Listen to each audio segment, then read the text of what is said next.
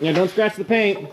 Is it gonna fit, yes or no? I mean, you already cut the firewall, so the answer is yes. Okay. It may still be in the cabin, but it will fit. Okay, Dale, the man of reason. Welcome back to another episode of the Bad Ideas Garage. My name is Steven, and you might notice that this garage looks different than the other Bad Ideas Garage. That's because over the last month, I have moved houses, and I actually have a shop on this property that I'm going to be able to do some real projects. The purpose of this video is to talk about the Mazda-Roo project.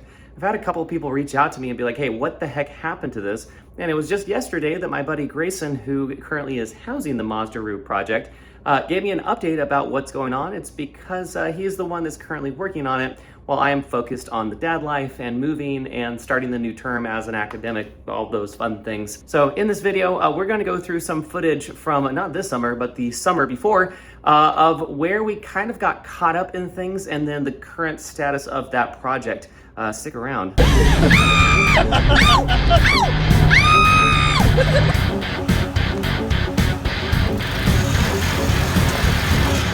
Still drives! And stops! And it stops! To catch you up on this project, I had a 1990 Subaru Justy that actually has some history with me. And the day before my second son was born, I got it back. It sat in front of Jamie's house for quite some time, and we finally decided in the summer of 2024 that we were going to take it and put it onto a Mazda Miata chassis. I noticed that the wheelbase was about a ½ an inch off, and I'm like, what could possibly go wrong? So what we did was the summer of 2004, as a bunch of us got together, and we meticulously took the body of the Justy off of its frame, even though it's a unibody car, and then we took the body off of a 2000 Mazda NB Miata that already had a rotary engine in it, and we took that off the frame. It has this thing called a PPF that connects the subframe of the front and the back together. I'll make sure and link all of those videos below, and a couple of shorts as well. But as we got into it, I realized that the particular donor that I got that already had that rotary engine that was already swapped into it was probably not the best donor to start with. And so as we got into it further, we kind of decided, okay, what do we need to do? We spent some time putting what's called a Paco kit on it. So here's some footage of that. Be able to get all of the geometry to work, and also there need to be some clearance to happen to get the body of the Justy over the Miata. And so having a 2.5 inch lift on the front and the back, we ended up using the front struts were longer than the ones in the back, so we ended up using front struts all the way around. Jamie made some custom stuff to make the back work and the front work.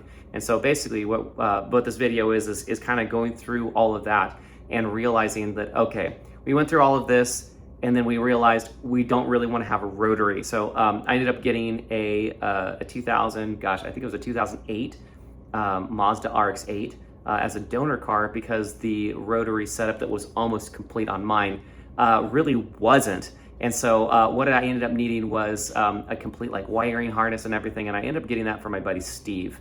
So I had the 2008 RX-8, I had the 2000 Mazda NB Miata, the 1990 Subaru Justy. I also had a 2011 Ford Fusion with a 2.5 Duratec, and it became kind of a mess. And I'm like, okay, what exactly are we going to be doing here? And so we kind of went back to the drawing board and realized, you know, what really needs to happen is that we need to get a Mazda-motor in here. It's because we tried to figure out where the rotary engine was going to be. It's pretty tall, and it's really built to sit low and back.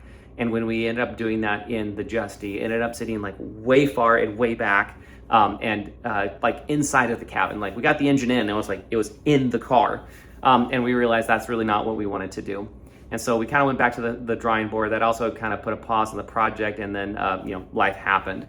Around February of 2025, so about almost a year ago now, I ended up getting a 1992 Mazda NA Miata that had been wrecked from a friend of mine. And I'm like, okay, we're gonna do this again. We're gonna do this the right way. That's because I wanted the engine from that, because it was going to fit better, I thought.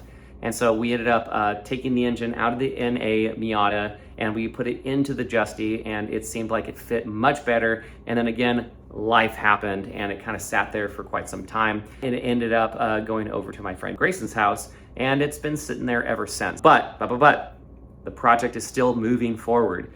And so he sent me a message yesterday that said, hey, you know what? I have the driveline connected, And I'm like, wait a second. He's like, yeah, I have the driveline connected. So one of the big things that Jamie and I were trying to figure out was, would the driveline need to be extended or would the driveline need to be shortened, basically based on the position of the motor and the transmission together. And Grayson's actually taking it a completely different direction, where he is going to use that in a Miata, and he's probably going to end up using like the front subframe as well, and basically go back to as original as possible to the NA Miata, to see how much of that can fit underneath the body of the Justy. I guess I just wanted to send a video and show some older footage of some updates showing where it started, where we left off in our last video, and then where it is right now. So the longer term thought about all of this is that I want this to be, I think it'd be a really good autocross car. And it's going to be a way to be able to keep the Justy around. And now that I have a shop here, that maybe I can work on it myself once the hard stuff is done. And then I can also store it here as well. That's the story of where the Justy, the Mazda-Roo is now, is that it's over at my friend Grayson's house. He's going to be finishing up some of the hard work. And then eventually, once it's more put together, it's going to come here. So thanks for watching. And also, a brief update is that I still have my electric fake Mustang sitting right here, still doing what it needs to do. It's still fine.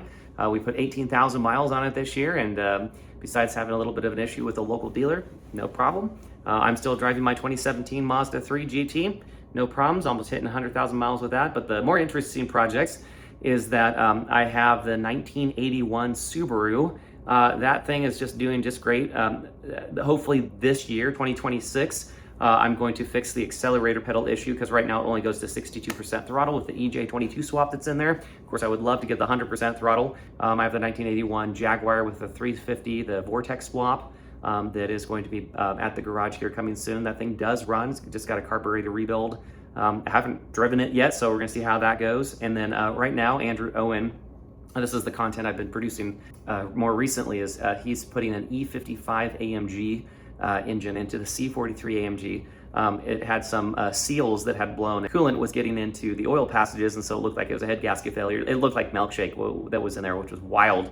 And so the E55 AMG motor, he did a mild refresh on a lot of the seals, and that's going to go into the C43 AMG, and I'm hoping before spring that I'll have that here. And then the big reveal is that I bought myself a 454 big block Chevy that's surrounded by a 1983 Allegro RV.